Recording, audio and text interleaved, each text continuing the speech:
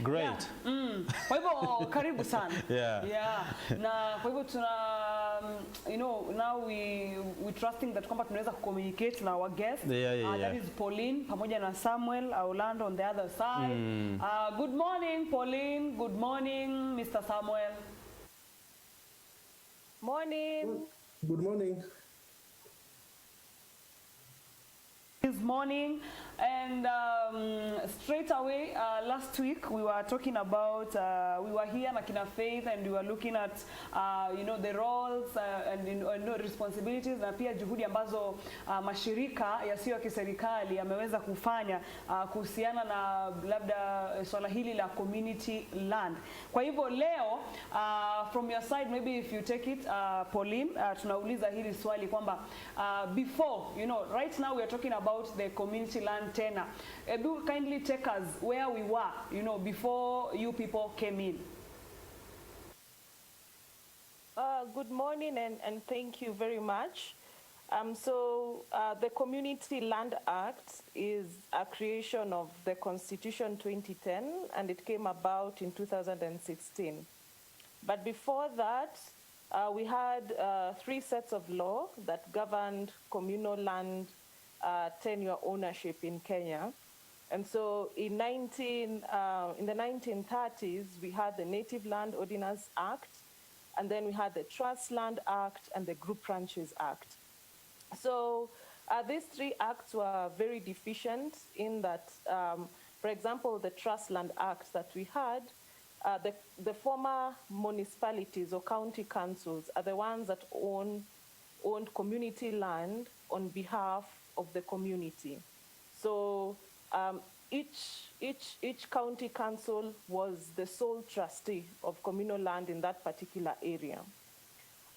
We also had a deficiency such that the Commissioner of Lands at that particular time was the sole administrator of this county council land or the trust lands, the former trust lands. And so what happened is that community were disenfranchised. And if we roll back to the 1930s, the natives, as they were called at that particular time, were settled on these lands. And we can also just realize that it was not a matter that they were settled by the colonialists. That was their land to begin with. Just that when the colonialists came, they demarcated the lands. The natives were set on certain lands, and so that's what became native land, and then subsequent Trust Lands Act. Trust Lands under the Trust Lands Act.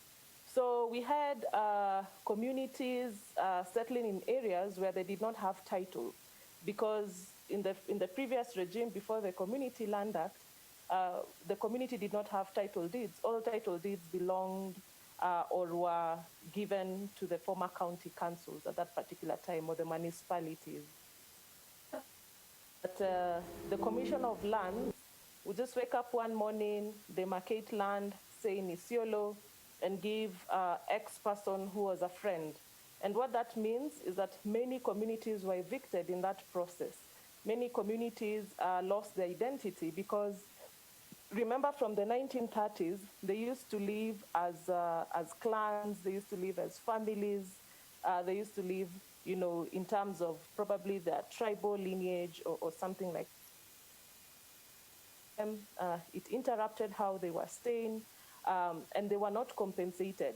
So when the Commission of Lands gives land to a third party who is not part of the community, and the community gets evicted, they settle somewhere else.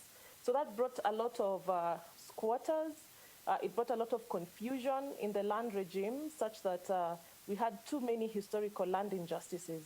So the National Land Policy in 2009 was curing that. And some of the principles of the National Land Policy is such that it mentioned community land for the first time. In the previous constitution, in the previous land regimes, we did not have community land as a form of ownership. So it was Trust Lands or the Group Ranches Act, which, again, as I said, escalated a lot of discrimination, escalated a lot of disenfranchisement for the community. So the NLP of 2009 sort of corrected that. It recognized community land. it gave us the principles that were to govern land, which was not there before in any land policies. And so one thing Samuel Orlando, I don't know if you have got something to add on to what Pauline has just shared in terms of where we were before the community land tenure was introduced. But even as you add something, on that question, you can also take us through and tell us why was community land introduced as a category of land in Kenya? Yeah.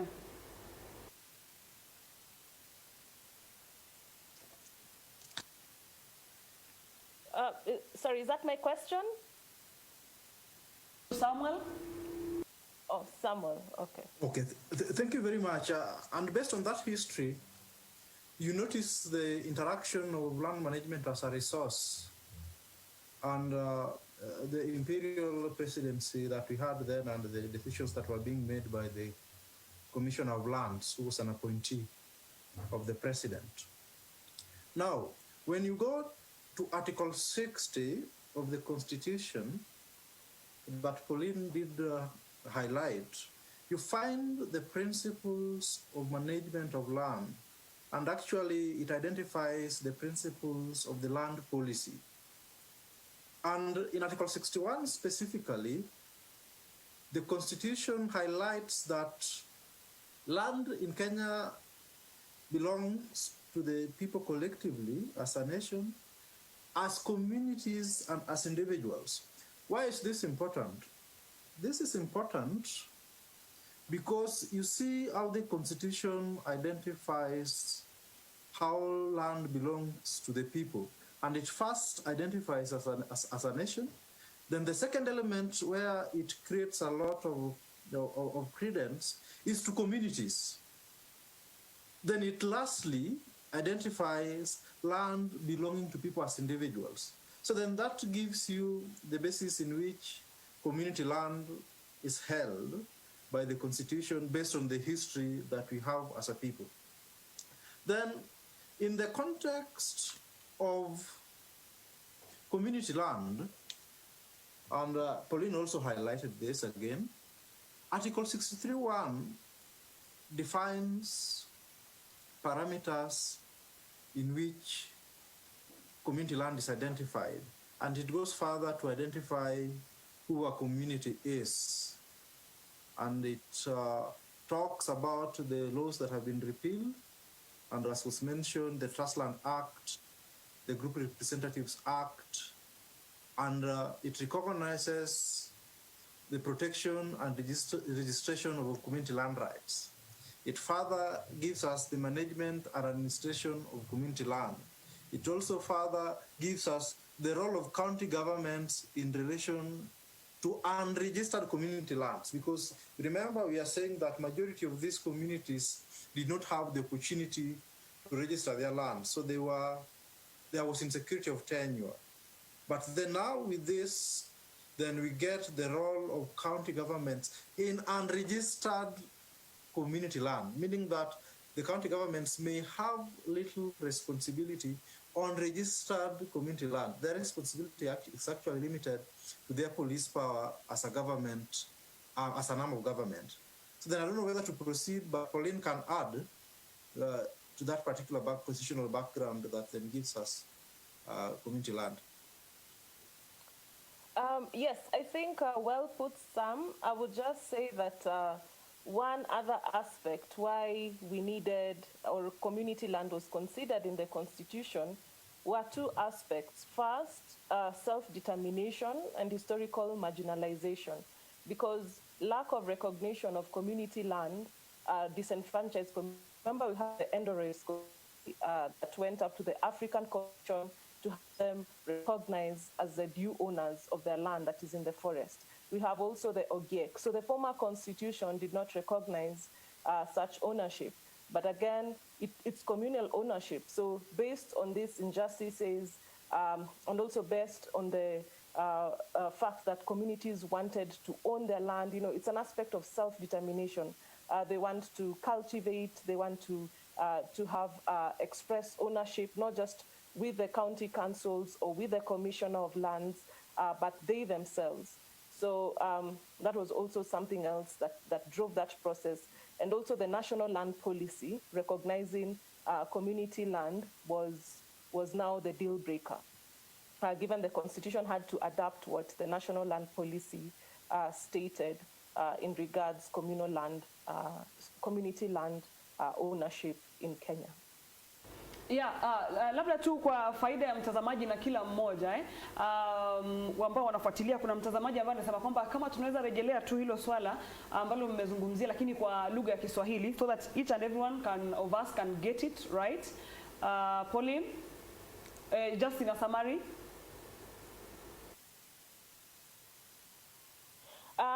Nilikuwa nasema kwamba ownership ya community in community lands ililetwa na National Land Policy ambayo ilikuwa enacted 2009 na kisha katiba ambayo ikarecognize community land ownership 2010. Na process hizi hazikuanza juzi, zilianza kwa sababu community walikuwa wamenyanyaswa kabisa, ardhi zao zimechukuliwa kutoka kwao, na pia walikuwa hawana ile express ownership ya kufanya anything katika hizo lands. Ukiangalia Trust Land Act, ni county council zile za zamani ambazo zilikuwa zina own hiyo land yote on behalf of the community. Community Land Act ndo imechange that, community ndo wana own hizo land hao wenyewe.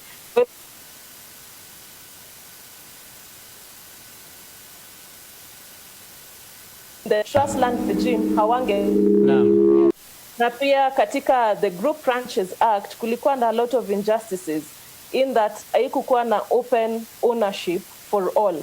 Community land inaweza kubadilisha hivyo, inaweza make sure that a community under ile tunaita community assembly wako na ile joint ownership ya hiyo ardhi yote, na wanaweza manage hiyo community land kwa usawa katika zile principles za National Land Policy na Constitution 2010, usawa, equality, transparency. Wanaweza pia use that land as a factor of production.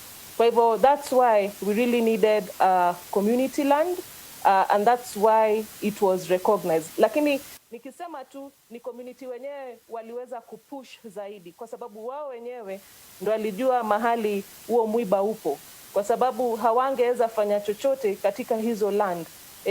Commissioner of Land, the former Commissioner of Land akiamka anapeana tu ardhi yao kwa mtu ambaye si wa hiyo community. So ikakuwa wako na a lot of forced evictions, wako na disenfranchisement, na pia tukakuwa na historical land injustices kama vile wale wenzetu wa Endorois na Ogiek ambapo waliweza ku lose their land in the process of not having community land recognized in Kenya. Wale Kenya Forest Services walisema hiyo ni ardhi yao, but Endorois walikuwa wameishi huko miaka na mikaka, hiyo ni ancestral land yao.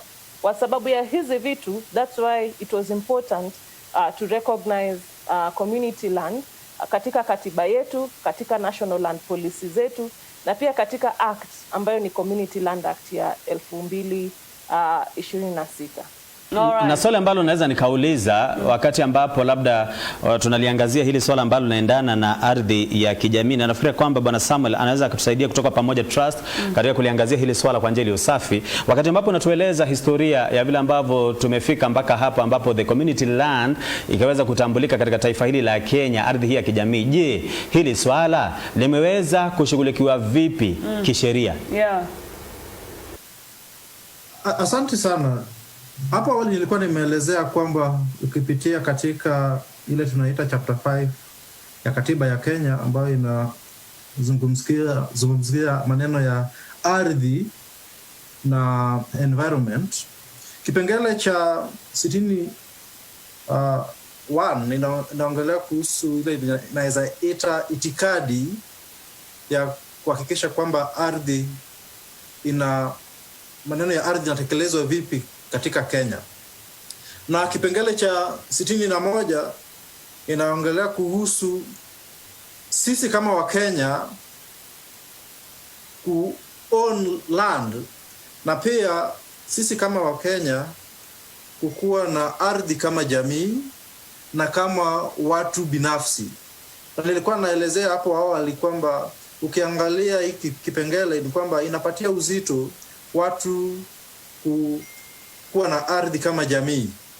Na hapo mbele pia ukisoma katiba unapata kipengele cha 63(1) inaongelea kuhusu jamii ni nani. Inauliza swali jamii ni nani, na inajibu kwamba jamii ni watu ambao wako na ukoo moja ama wako na ile hali ya maisha moja ama ile hali ya mapato wako nayo ile inafanana, na pia kwamba mara mingi wanaishi katika eneo moja, the same geographical space, na ni kwamba mara nyingine kwamba ni watu ambao ni wanatoka katika ethnicity moja ama ile inaweza ita ukoo ama kabila moja, na kwamba inaelezea kwamba hii kutambulisha jamii si tu kwa mnajili ya kabila, lakini pia kwamba kuna watu ambao wanaweza kuwa na same socio-economic interest, wanaweza kuwa na hali ya kutafuta namna ya kuishi pamoja, na wanaweza kuwa na similar common interest ama ile interest yao ya kuhakikisha kwamba kama jamii wanaishi eneo moja na pia wanataka mapato kwa eneo moja, kama tuseme the business community, wale ambao tunaweza sema watu ambao wako katika biashara katika eneo moja, lakini si watu ambao wanatoka kabila moja. So hiyo ndio inatupatia ile tunaita definition ya community, na venye imeelezwa na Pauline ni kwamba hii sheria ya Community Land Act ambayo iliweza kupitishwa miaka ya 2016 iliweza kufuta ama kurepeal ile sheria ambayo ilikuwa inaitwa Trust Land Act, pia ikarepeal ile sheria ambayo ilikuwa inaitwa Group Representative Act, na ikapatia nguvu Article 63 ya katiba ya Kenya ama kipengele cha 63 ya katiba ya Kenya, ambayo inatupatia kwa undani ni vipi tunafaa kuhakikisha kama nchi tumetekeleza ile tunaita community land rights. Kwa sababu utakubaliana na mimi, katika maeneo ya wodi, wale ambao tulikuwa tunaita ma-councillors ama wale ambao tulikuwa tunaita mamea ama yule mwenye alikuwa anaitwa commissioner wa lands, walikuwa na nguvu nyingi sana kualienate lands. Ndiposa tukawa na maneno ya historical land injustices ambayo mwenzetu Pauline ameongelelea, tukakuwa na maneno ya watu kufurushwa kiholela kutoka maeneo yao, na pia tukawa na watu ambao wana grab land sana kwa sababu ya ile kuwa politically incorrect. Ndiposa tukakuwa na tume ya ardhi ambayo ni international, na pia All right. Yes.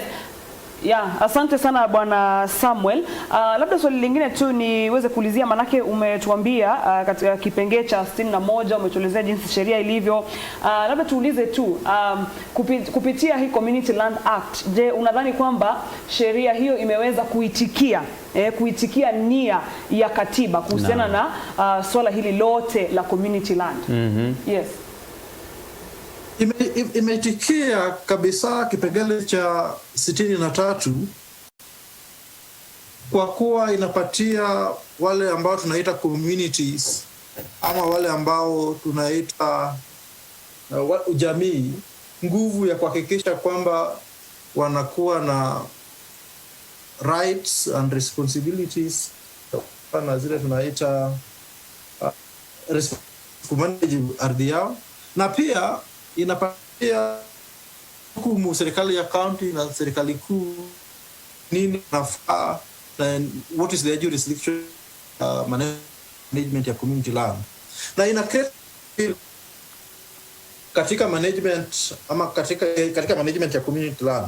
Jambo la kwanza, ina create ile tunaita structures ya kumanage community land, na jambo la tatu, ina create jinsi hizi jambo la pili, ina create jinsi hizi structures inafaa kufanya kazi na wananchi na serikali ya county na serikali kuu kuhakikisha kwamba watu enjoy zile rasilimali ambazo tunapata katika land kama resource.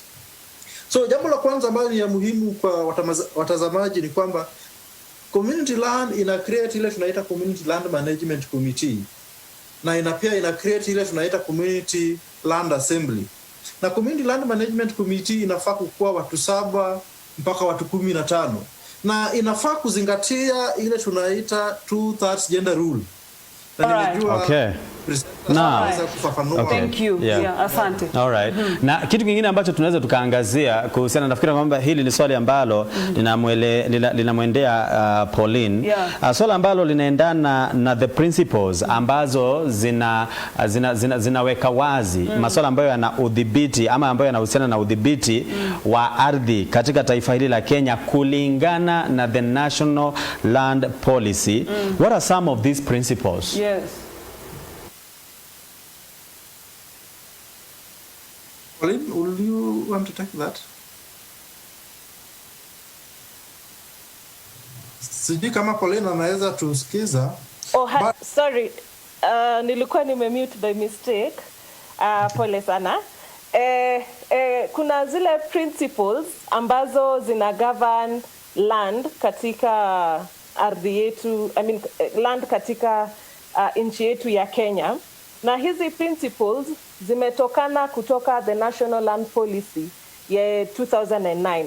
Na one of the principles ni kwamba land lazima ikue na equitable access. Na equitable access ya land ni kumaanisha kwamba hakufai kukuwa na ile discrimination yoyote in terms of access to land. Kwa hivyo tuseme we ni indigenous community, wewe ni tajiri, wewe ni yule ambaye anaishi katika vitongoji duni, katika urban areas, nyote munafaa kukuwa na ile equitable access to land. Na ukikumbuka miaka jana tulikuwa na some conversation ama kulikuwa na debate katika parliament yetu, walikuwa nataka kuweka sheria ya maximum minimum acreage, na walikuwa nataka kukiwa such that kila mtu anaweza kuwa na ardhi Kenya. Kila mtu anaweza hata kuwa na sehemu fulani ya ardhi Kenya. Community Land Act pia ilikuwa enacted based on that. Kwa sababu kitambo very small percentage ya Wakenya walikuwa wanaweza own land. So Community Land pia ika open up that avenue such that tuko na pia wale community wa chini zaidi ambao wanaweza own land in a communal fashion. Nyingine ni kwamba another principle ni security of land rights. Na security of land rights inamaanisha kwamba haufurishi, hakuna eviction. Inamaanisha kwamba unapatiwa cheti ambacho ni legit to secure that land ambayo uko nayo. Na pia kama hauna cheti, vile ambavyo article 40 ya katiba inatuambia, hata kama hauna cheti ama land title, pia unaweza own land kama wenzetu ambao wako katika ngoji formal settlement, urban settlements in Kenya. Pia hao wako na hiyo right ya ku-own land. Another one ni kwamba lazima tukue na sustainable and productive management of resources. Ili tusitumie resources zetu vibaya as a principle. Tuseme kama madini, tuseme kama madini, minerals, maji, yote tunafaa pia lazima tufikirie kizazi chetu. Kitu ambacho alikuwa ana address hapo, yes. Licha kwamba kuna tatizo kidogo la kimitambo hapo, Bi Pauline, lakini pia kando na hiyo, swali ambalo labda mtu mwingine anaweza kujiuliza ni going forward, haya mashirika yasiyokuwa ya kiserikali ambalo yanajaribu kufuatilia masuala ambayo yanaendana na ardhi, and especially swala ambalo tunaangazia leo, swala hili la kijamii, ardhi ya kijamii, ni mambo gani ambayo mashirika haya yanafaa kuendelea kushinikiza na kusukuma ili kuhakikisha kwamba swala hili la ardhi ya kijamii limeweza kutekelezwa kikamilifu? Labda tukibaki kwako Pauline.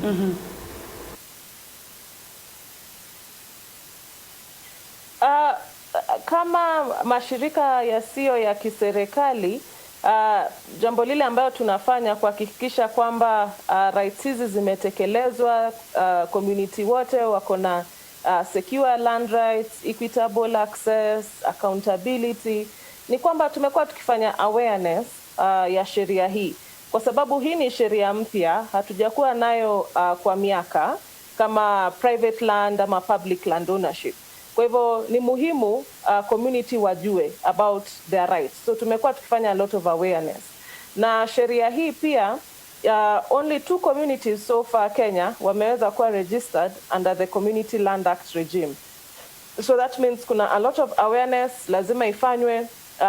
Tuko na pia the aspect of kuweka registrars in place ambayo tuna advocate for that, kukuwe na community land registrars across the country, na pia tunataka kukuwa na ile registry ambayo iko very transparent ili tusikuwe na communities ambao wamekuwa registered twice or thrice or whatever it is. So tumekuwa tukifanya advocacy and creating awareness ili community wajue rights zao na wajue what is in the Community Land Act na vile ambavyo inaweza wasaidia wao. And one aspect ni kwamba hata tuseme community ikipata madini katika ardhi yao, sasa wako na right ya kunegotiate directly na investor. And this is a very positive step katika Community Land Act yetu. Another aspect ni kwamba wakitaka kugawa ile ardhi yao wanaweza fanya hivyo as long as imekuwa approved by 2/3 of the members of the community. So kuna very positive measures ambazo tunataka wajue wao ili wakiregister ama wakitransition to the Community Land Act wanajua the benefits. Na pia Community Land Act iko too restricted kwa zile marginalized areas ama ASAL areas. Pia tunataka kupilot tuone kama urban informal settlements inaweza kuwa registered in form of community land ownership ili to reduce issues of forced evictions. So pia hii tunaendelea kuadvocate. But most importantly, issue ambayo LSNSA pia inafanya ni kuhakikisha kwamba what is in the Community Land Act kusikue na clawback, yani ile isiripiliwe to the detriment of the community. We are also protecting the sanctity of the law ili iweze kuprotect communities. Na pia tunasema kwamba all this haiwezi fanyika bila budget allocation. So we are also advocating kwamba a ministry iweke ile hela ili tukue na registrars across all the 24 counties ambapo kuna community land, na pia ili tukue na processes ambazo ziko facilitated na county governments to ensure that communities are easily and comfortably able to register land, kwa sababu registration si kitu ambacho ni cheap na si kitu ambacho ina take one day. Tuna with the community. All right, thank you so much Pauline, asante. Kwa hivyo tunapata pumziko kidogo Yeah, and then tukirejea I think Bwana Samuel pia utapick you say something concerning that, mambo muhimu ambao labda mashirika yasiyo ya serikali yataweza kufuatilia ili kuhakikisha kwamba basi lengo hili na azimio la la 2030 vision inaweza kuafiki kuhusiana na community land. True. Kwa hivyo usiende mbali. Tunapata wimbo moja alafu tunarudi.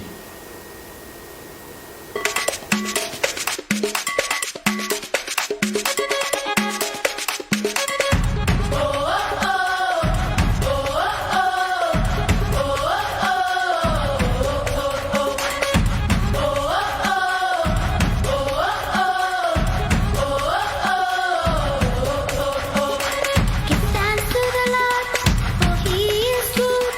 His love endures forever.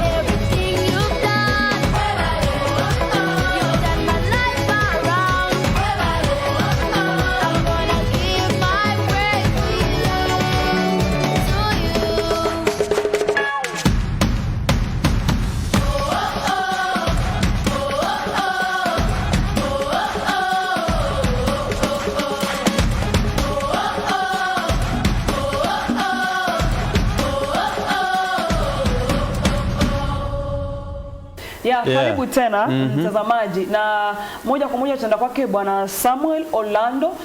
Kama una jambo lolote la kuongezea kuhusiana na umuhimu wa mashirika yasiyo kiserikali kuhusiana na community land policies. Yeah, going forward. Going forward, asante sana. Kuna maneno mawili, ni kwamba kuna yale ambayo tunaita civil society organizations na pia kuna wale ambao tunaita civil society members of the public ambao wako na uzoefu na wako na interest katika maneno ya ardhi, wako na jukumu, na pia sisi kama wananchi wa kawaida pia tuko na jukumu, na zile mashirika yasiyo ya kiserikali pia wako na jukumu ya kwanza kuhakikisha kwamba maneno ya kusajili ya registration ya community land inafanyika katika njia ya transparent, accountable, na kuhakikisha kwamba zile documents ambazo zinatumika kufanya maneno ya kusajili ardhi ziko sawa sawa, na kwamba ile register ina reflect yale ambayo yameandikwa katika hii sheria ya Community Land Act. Kumbuka, lazima kukuwe na jina ya kila mtu, mpaka yule mtoto ambaye amezaliwa katika hiyo jamii, mama ambaye ameoleka, wamama wale ambao tunaita vulnerable populations. Lazima tuhakikishe katika kwamba registration process na community registers ina capture tunaita aspirations ya katiba ya Kenya. Jambo la pili ni kwamba katika maeneo ambayo tunapata ardhi ya kijamii kuna madini, na haya madini yako na revenue, ni a source of revenue for national na county governments. Sasa ni kuhakikisha kwamba kuna ile benefit sharing, na kwamba wanajamii pia wanapata njia ya kuhakikisha kwamba wana benefit kwa yale madini ambayo wanapata kama jamii. Jambo la tatu ni kwamba maneno ya ardhi imekuwa kama a source of conflict kwa sababu ya yale resources ambayo tunapata kutoka kwa ardhi. So tunafaa kama mashirika kuhakikisha kwamba kuna ile tunaita alternative justice systems, ama ile njia mbadala ya kuhakikisha kwamba kama jamii tuna manage conflicts. Na juzi judiciary iliweza kupitisha ile tunaita alternative justice systems policy. Sasa sisi kama mashirika ya kijamii nafaa kuhakikisha kwamba zile structures ya kuhakikisha kwamba disputes zinatokea katika maneno ya management ya ardhi ya kijamii zinatatuliwa kupitiana na alternative justice system, kwa sababu mara mingi utakubaliana na mimi kwenda kotini si rahisi na ni expensive kwa watu wengi.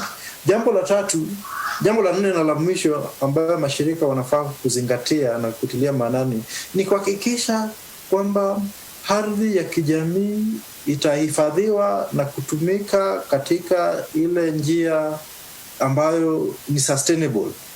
Tusije tukakuwa na mashida ambayo tunaona na individual property ownership regimes, lakini tukuwe na ile wasia ya kutaka kwamba ardhi ya kijamii itakuwa inahifadhiwa kwa ile njia ambayo itahakikisha kwamba kizazi ambazo zitatufuata wataweza kupata na pia kuenjoy yale ambayo sisi tunaenjoy kutoka kwa ardhi sasa.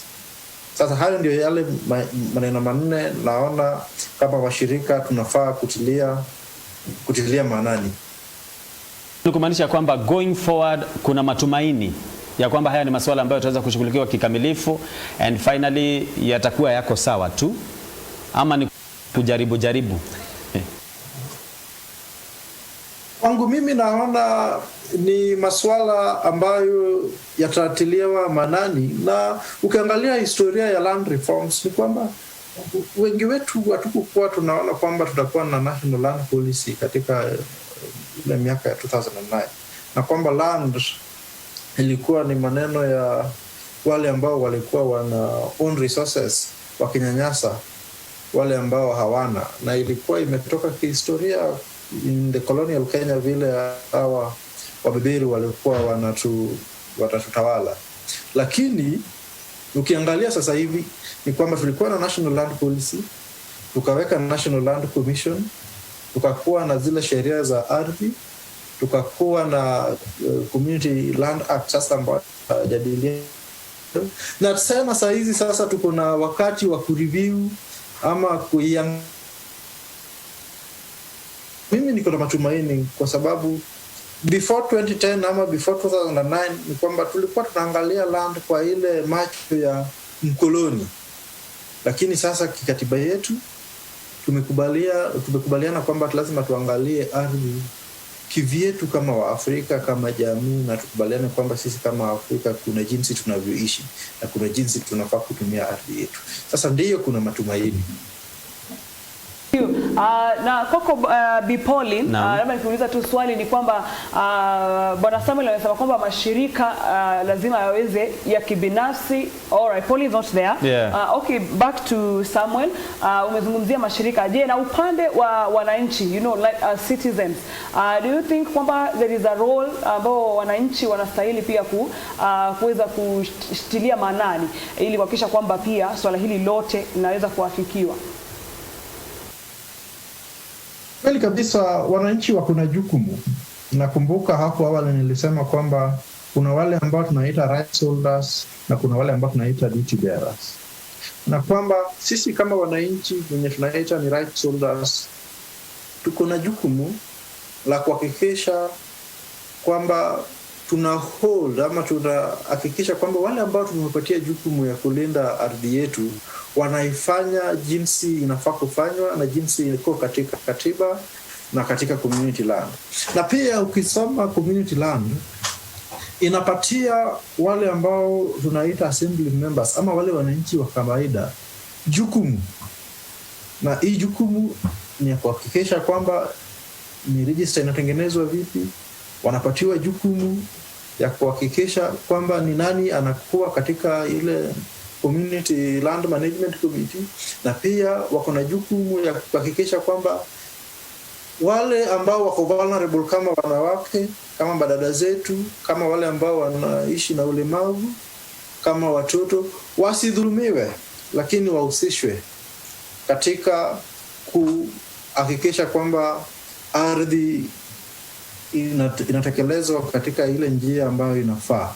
Ndio mara mengi na katika ile Trust Lands Act, katika ile Group Representative Act, ulikuwa unapata kwamba wamama hawakuwa wanahusishwa. Utapata kwamba vijana, wanadada, watoto hawakuwa wanahusishwa katika maneno ya community land despite walikuwa part of jamii. Lakini sasa hivi ni kwamba tunajiangalia kama society as a whole, na kwamba katika ile regime ya community land kila mtu, awe mama, awe baba, awe mtoto, awe kijana, ako na jukumu ya kuhakikisha kwamba jina yake iko katika ile register na kwamba ile kamati inatekeleza zile vitu wanafaa kutekeleza kama.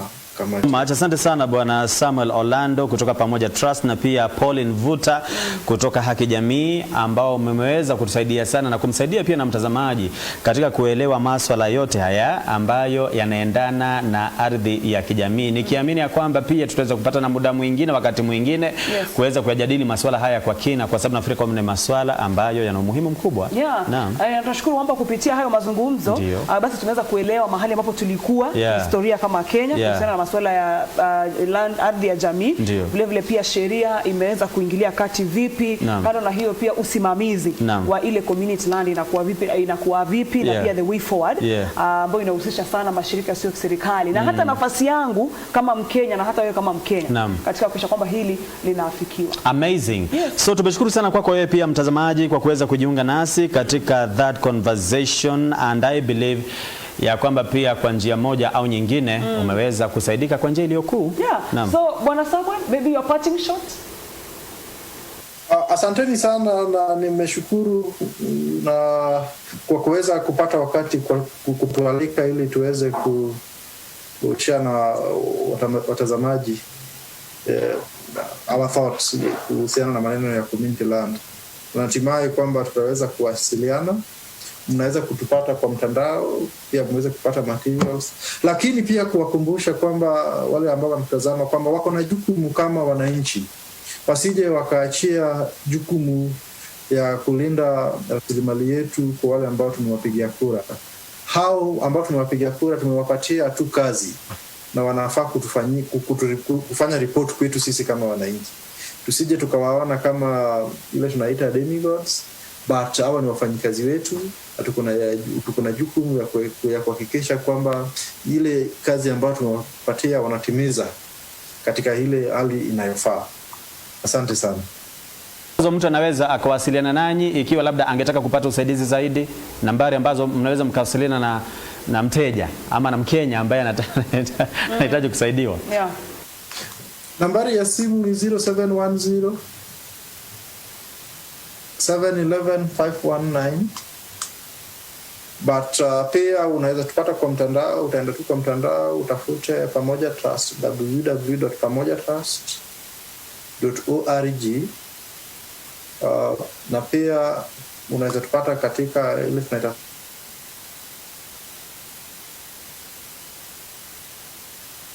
Angalau Barasama Lolando kutoka Pamoja Trust na pia Pauline Vuta, and they have really taking us through the whole process in terms of community land tenure. Yeah, kabisa. Yeah. Kwa hivyo tunatumai kwamba pia wewe ndio umepata ufahamu mahali ulipo kama Mkenya, kama wewe ni mmoja wa mashirika sio serikali na kama pia ni afisa katika serikali. Najua kwamba swala hili la ardhi jinsi tunavyosema kila wakati ni swala nyeti ambalo ukilizungumzia tu linagusa kila mmoja.